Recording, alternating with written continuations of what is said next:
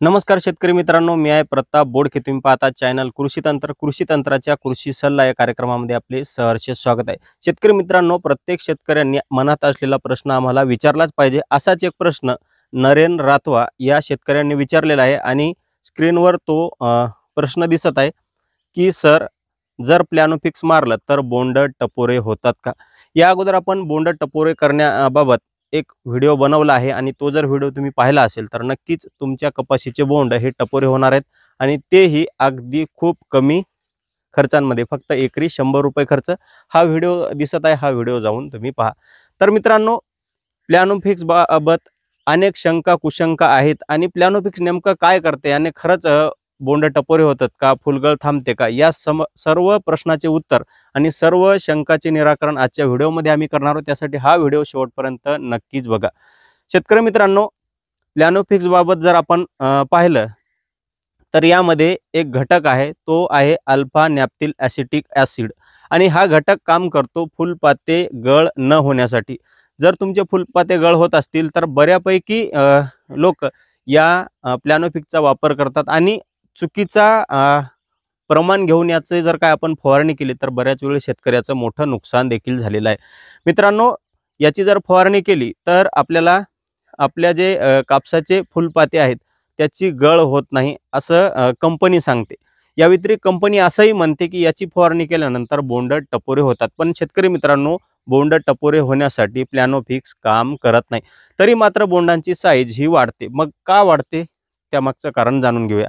शेतकरी मित्रांनो, आपण पाहिलं तर प्लॅनोफिक्स नेमकं काम कशा पद्धतीनं करते हे सुरुवातीला आपण जाणून घेऊयात.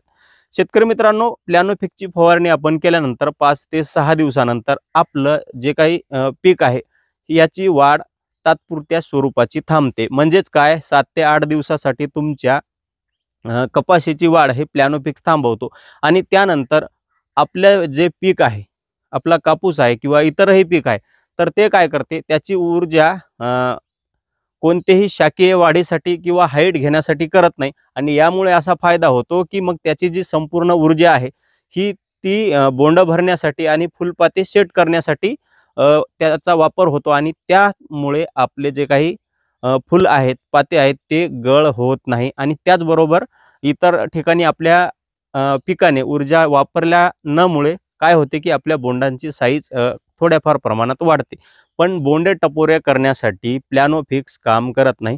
त्यासाठी आपल्याला पालास हा घटक महत्त्वाचा आहे. आता पालास नेमका काय आहे? पालास आपल्या भाषेमध्ये पोटॅश.